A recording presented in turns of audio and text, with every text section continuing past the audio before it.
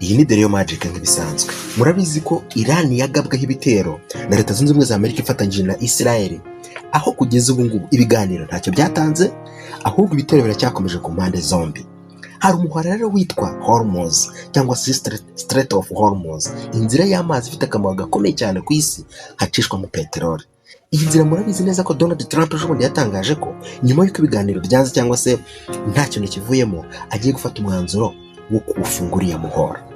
Nubwo amakuru ajya hanze agaragaza yuko hari amato amwe n'amwe agenda aca muri uyu muhora, ariko bigizwemo uruhare na Leta Zunze Ubumwe za Amerika, amato adakeneye agasubira inyuma, cyangwa se niba bafatira bakayafatira. Ubundi tukakibaza ngo uyu muhora wa Hormuz cyangwa se Strait of Hormuz ni ukubera iki ari ryo pfundo ry'ibibazo bikomeje hagati ya Iran na Leta Zunze Ubumwe za Amerika na Israel bafatanyije bayigabaho ibitero. Ese Iran uyu muhora unyuzwaho peteroli irawugumana cyangwa Leta Zunze Ubumwe za Amerika zizawuyaka? Ubundi uyu muhora Hormuz ni inzira y'amazi iri hagati y'ibihugu bibiri, ni hagati ya Iran n'igihugu cya Oman. Ihuza ikigobe cy'Abaperse n'inyanja nini yitwa Gulf of Oman. Niho amato menshi atwara peteroli anyura ajya mu bindi bihugu byose byo ku isi. Bivuga ko igice kinini cya peteroli rero ikoreshwa ku isi inyura muri iyi nzira ya Hormuz. Impamvu ari ingenzi rero iyi Strait of Hormuz ni umuhanda w'ubucuruzi bw'isi yose, cyane cyane peteroli. Iyo habaye ikibazo nk'intambara cyangwa amakimbirane, bishobora kugira ingaruka ku biciro bya peteroli no ku bukungu bw'isi. Murabizi ko peteroli yuriye, ibiciro birazamuka kubera Iran yagerageje gufunga uyu muhora wa Strait of Hormuz. Strait of Hormuz rero ifitiye akamaro kanini cyane ibihugu by'Uburayi ariko no ku isi yose, kuko kubona peteroli na gaze, ibihugu byinshi byo muri European Union bitumiza peteroli na gaze biva mu bihugu byo mu burasirazuba bwo hagati, Arabia Saudite na Iraq n'ibindi. Imiti nayo inyura muri Strait of Hormuz.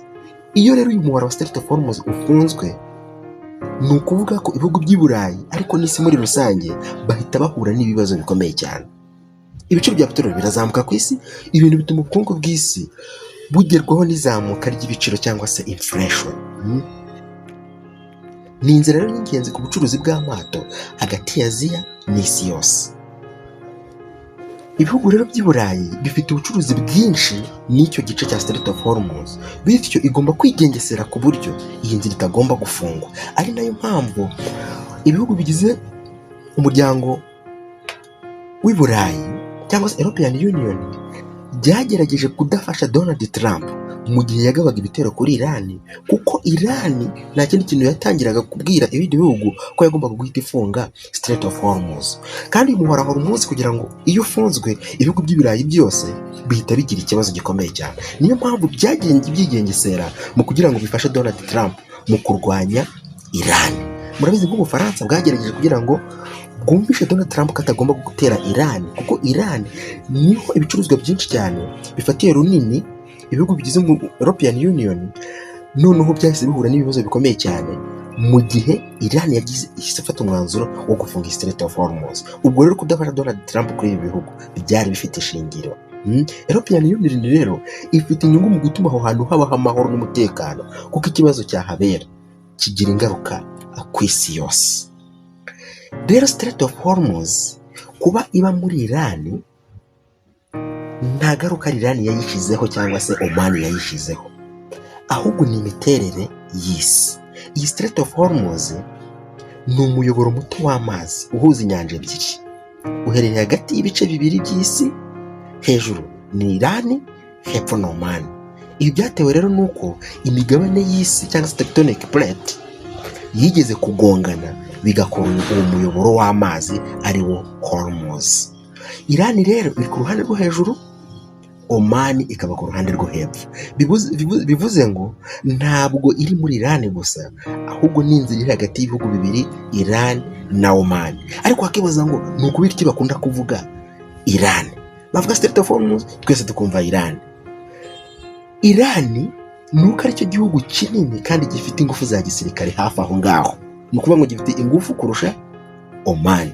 Ikindi, ahantu Iran iherereye ahantu heza ku buryo ushobora kugenzura cyangwa guhungabanya amato anyura muri uwo muhora wa Hormuz. Niyo mpamvu mwumva bavuga cyane Iran kurusha Oman.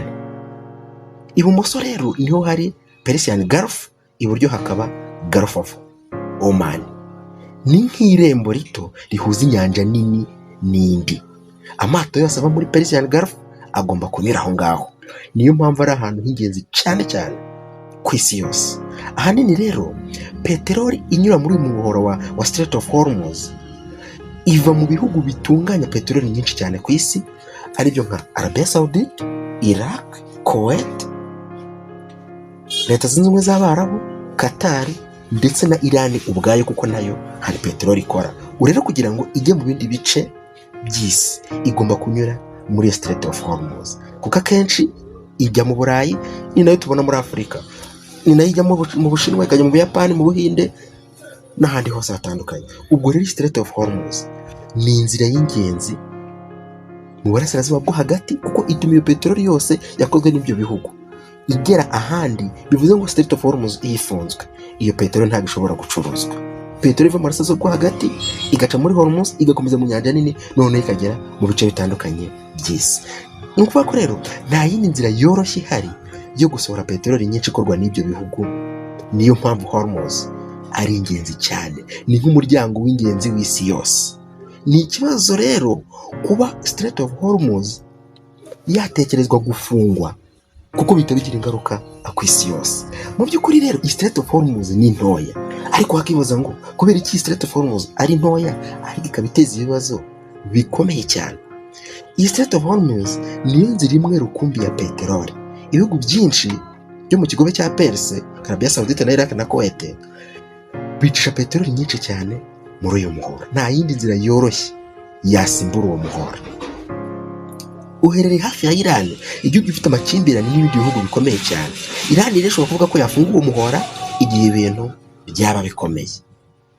Amata agenda mu nzira ya Hormuz aba ari amata apakiye kandi aba agomba kurindwa.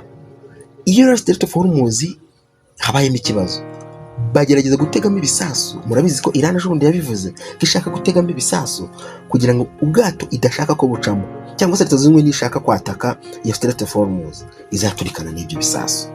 Ibihugu bikomeye rero nka Leta Zunze Ubumwe za Amerika bijya kohereza ingabo nyinshi cyane zirinda uwo muhora kugira ngo bikomeze gukanga Iran, mu gihe ko nayo yabigerageje gufunga uwo muhora nayo yahura n'ibibazo bikomeye cyane.